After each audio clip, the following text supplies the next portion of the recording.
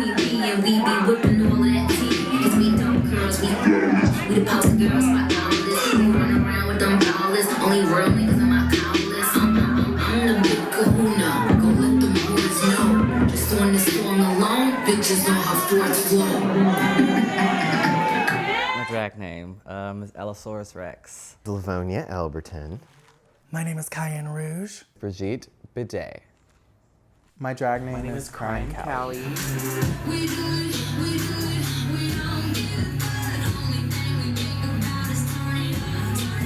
I started doing drag in Atlanta in 2012. A little bit over 2.5 years. I've been doing drag for 2 years. About 2.5 years almost. Halloween was my 2-year anniversary. Which isn't that long compared to like other drag queens. You know, like the uglier ones have been doing it for a lot longer. Dance 10 books 3. It's like to die.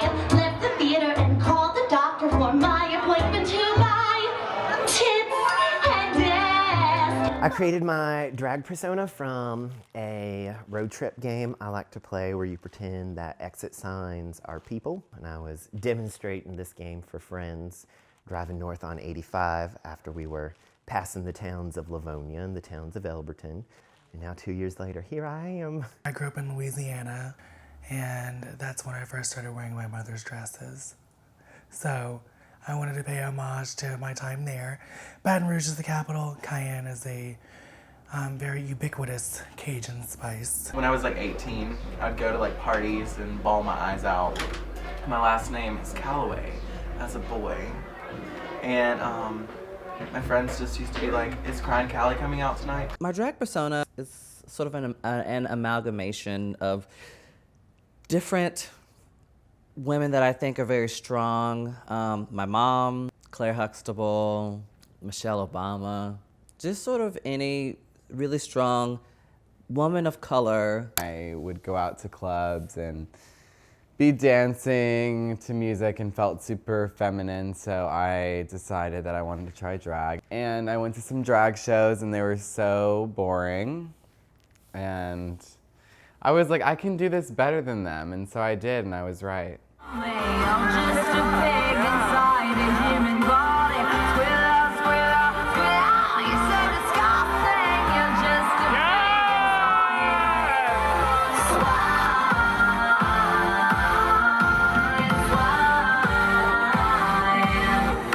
We didn't really know how to like achieve the aesthetic that we wanted being a drag queen, so we went to what we knew best, which was the thrift store.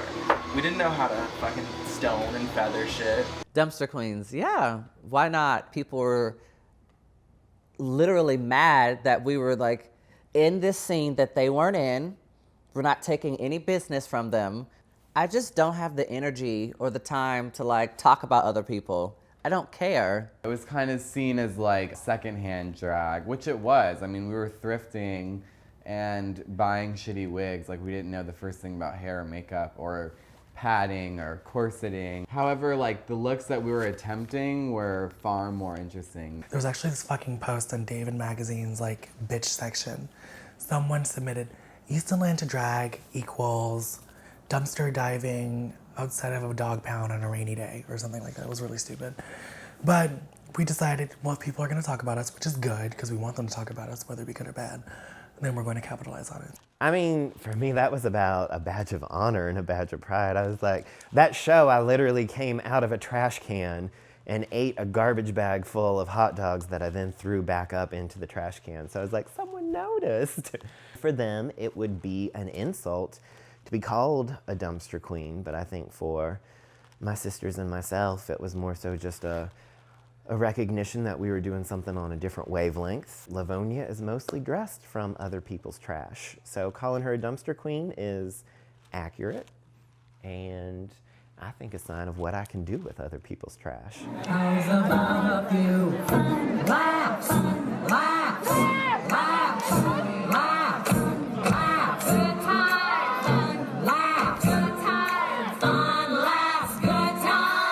Queens socialize within their own groups. You don't really want to be friends with every queen out there because, you know, they're liable to like do something really nasty, like spread rumors about you, or put fiberglass in your powder. I've just heard about those things. I've never actually done them. I absolutely love, am obsessed with all the people that perform with us at No, I'm not. I love Ellisaurus, Livonia, Violet, Cryan, Hydrangea, Cayenne. And then, then there's like a B team that I like respect. I identify most with the Village Queens because we started at the same time, so we've done so much together and we've grown so much together that those are my homegirls. Those are my sisters. Some people are naturally friends. Like, you can't force that. All of the East Atlanta girls are sort of, we all pretty much get along. I'm a bad one to ask because I am a homebody. I'm a hermit. I don't like parties. I don't like loud noises. I don't like small talk. I don't like most people. I don't really like drinking all that much. I'm witch in the tower. Like, I just descend to the people and then go back up to my tower. You were moments so cold and there were flashes of light. There were things I could never do again, but then they'd always seem to right. There were nights of endless pleasure. It was more than getting lost in love.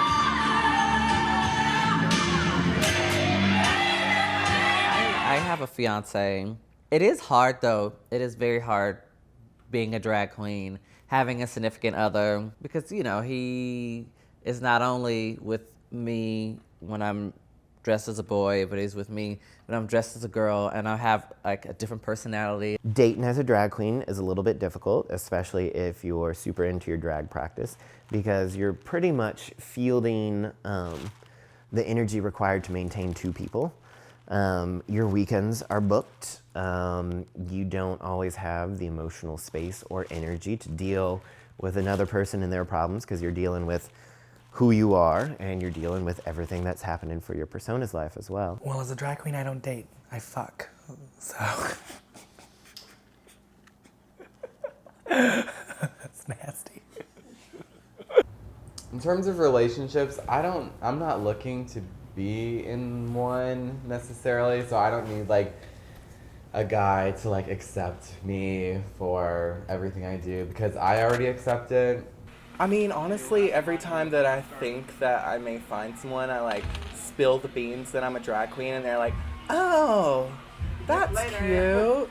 So recently I've had a Tinder as Cryan, and I was like, God damn it, I can't get any attention as Matthew because all the fucking Southern bitches here think that just because you dress as a woman, you want to be a woman. Yep. I just want to have fun, be a feminine person, and like explore my femininity through drag. Sometimes other gay men, they see drag queens and immediately they think transgendered, but a drag queen and someone that's transgendered is completely different. And that's hard for people to wrap their heads around. Like, so many girls claim to say that, like, no one wants to date you if they know you do drag. I think that's bullshit. I think a lot of gay guys know what the fuck a drag queen is. They're not bothered. Just because you do drag doesn't mean you're, like, sleeping with your dick tucked between your ass cheeks. You're still ready to use it. It's a little weird, like, getting laid all the time like I'm used to as a drag queen because I don't like to have sex in drag. I was making out with a guy the other night and forgot I was in drag, and then I like looked in the rearview mirror and was like, ah! Because I was like, that's not how I want, like when I imagine myself over you, it's not as Brigitte. Livonia has given me a fantastic approach to my relationships in which I realize my power and my agency, and I feel much more capable of respecting who it is that I am and establishing boundaries and holding to those boundaries because you get the practice of doing it for another person, and naturally that sort of just trickles back into your own life. Through the year of having Tinder, I've had the most amazing conversations with these men who identify as straight but are attracted to my female persona. I began to feel comfortable about possibly exploring sex with these men, and I experienced it, and it was mind-blowing. I really think that I was going through something therapeutically by having sex with this dude and him having sex with me.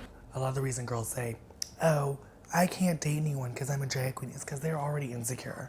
Insecurities compounded on top of insecurities equals no dick. I'm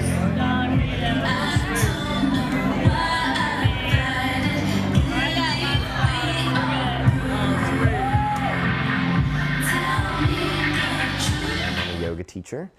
So I'm in bed early. I wake up fairly early. I teach at least one, if not two classes a day. I'm a visual artist as well as doing performance.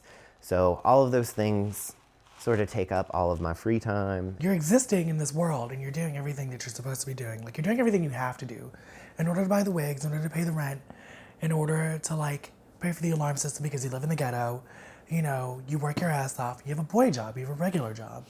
Me, I'm also in college. During the day, it's like no one gives a shit about what I have to say. And at night, I'm queen of the world. I'm in a dance company. We rehearse 30 hours a week.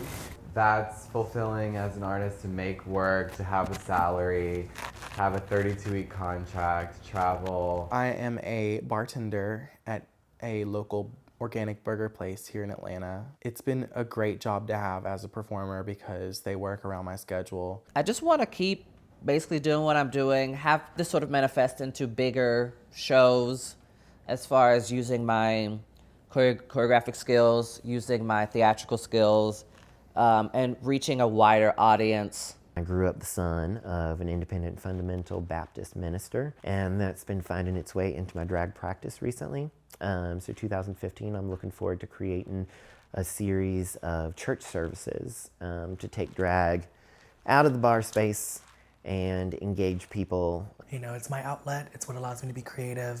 It's what allows me to express myself and want to go to school and grad school and get like a real career and, you know, use my salary to pay for my wigs.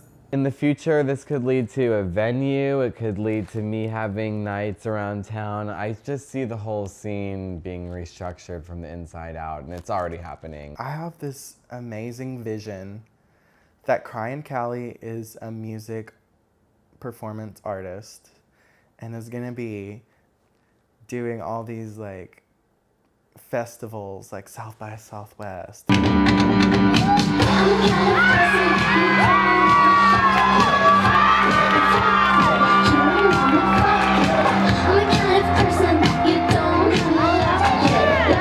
Sometimes I feel like there's a competition maybe between like the different areas of the city. I don't know. Like, I am not in that world.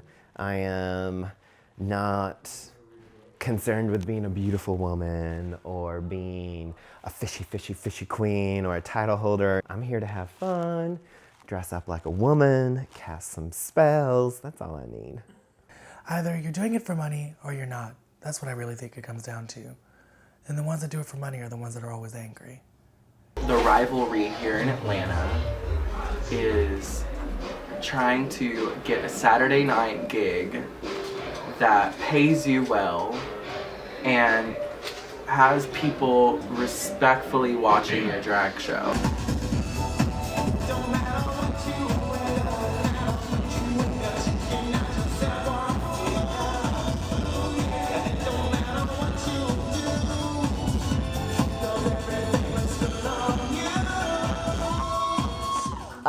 Atlanta is known for its like really beautiful queens that are like super polished.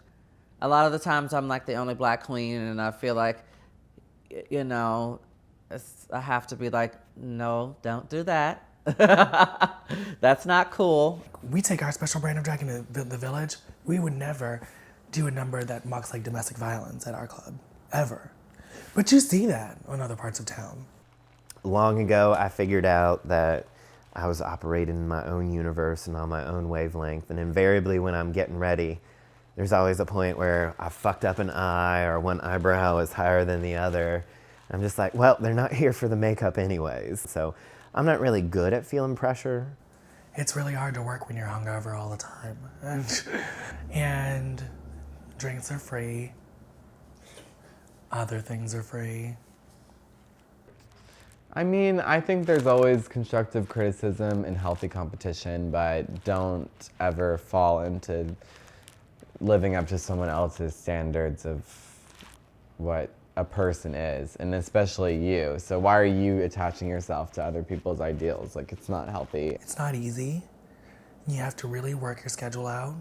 If you miss opportunities, then you have no idea like how that will impact your career later down the road.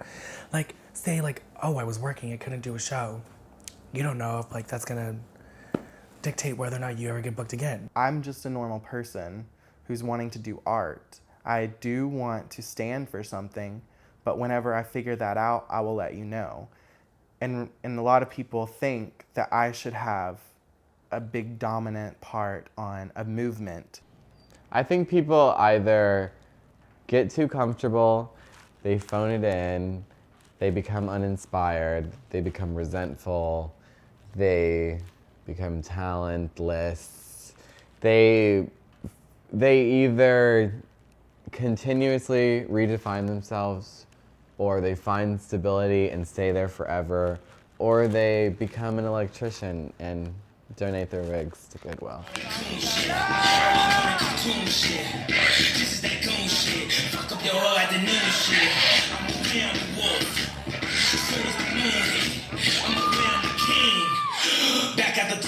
Jealous. It's easy to be jealous. There's a lot of pretty girls, whatever, running around and being fierce, and I love that, and I can learn from it, but it's not enough to make me mad and not like someone.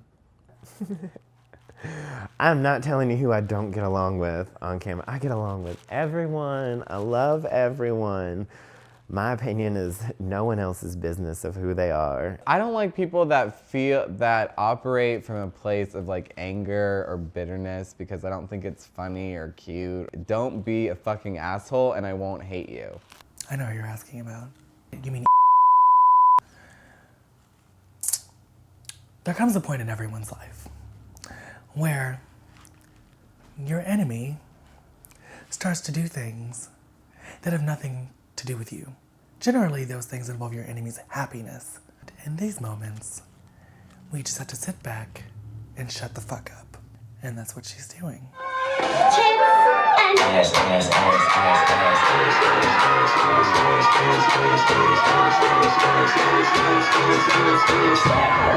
make that motherfucker hammer time. Wobbly wobble, wobbin', ass so fat, all these bitches pussies is poppin'. With any genre of art, it has to change. It has to keep changing. It has to sort of stay fresh in order to keep people interested.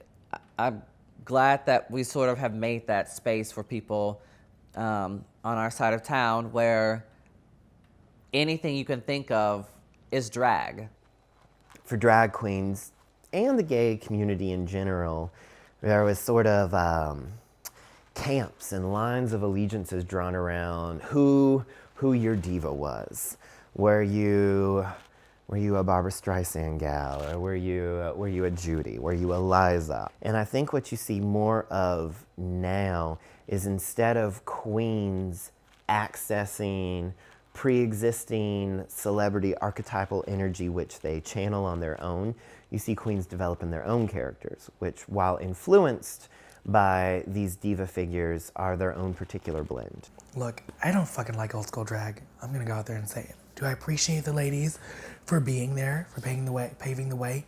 Yes. Yes, I do. I also appreciate Susan B. Anthony. I'm not gonna fucking dress like her. So I like get so bored by like the just generic kind of expected aspects of drag culture. That's like, we have to be this crass, dumb bitch that's like, how many lesbians in the crowd tonight? Thank God y'all lick pussy, because I don't have to. Everything in between those opposite ends of like, are you doing this for comedy or beauty? And then the performances between that informs like what drag is. So now with Drag Race, and even like Lady Gaga, as much as I hate to say that, she just inspired this whole realm of creativity and individualism that's like, follow your impulses, and if you're making something beautiful, then like keep making that and give it to people.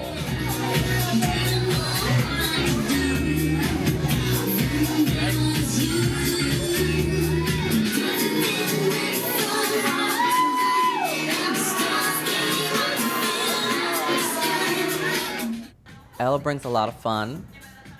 Ella brings a lot of dance. But also Ella brings a lot of history, just history within the African American Southern diaspora. And I also bring a little sass. And a little, like, I am sort of the mama. And I like it. I'm the sexy mom. I'm the cool mom. I prefer you did it in the house. Everything that Livonia brings to the gay community and the drag scene is purely natural and purely accidental. For me, Livonia is more about creating and holding space. Livonia's a witch. She does weird shit. She spits up blood. She foams at the mouth. But really, it's just an experiment and like, quit following the fucking rules. Do what you want to do. Be exactly who you want to be. Don't like that about yourself? Change it. And shut up. I'm the sexy drag queen. So when I perform, I am trying to emulate those lovely, lovely women that work the pole and work the stage every night of the week to pay the bills. I like to seduce on stage, and I like to consider myself like a lip sync artist. Whereas like if you see me do a song, every time you listen to that song after watching me, you're gonna think it was me that sang it. That's what I try to do. Some girls have a shtick. My shtick is that I'm sexy. Brigitte, what is it that Brigitte doesn't bring is the question. Because Brigitte can go to any party, any camera, any microphone, give me a prompt and I will fulfill it. Like, I love to take the sensitivity of an audience and just grapple that as a performer. I can do Broadway, I can do rap, I can do disco, I can do French New Wave bitch who smokes cigarettes. Every time I go into a show, I think about how I want my audience to feel. Whenever I go out on stage, I think of it as like a therapy session for myself and like other people. So I want to release an energy that I wouldn't be able to tap into if I were at home. I think that is the goal with my drag, is to become a more whole person and to be okay with anything that's put in front of me, whether it be questioning my gender, questioning my sexuality. I'm doing more of a therapeutic session with my drag and figuring out like what's happening here in my life.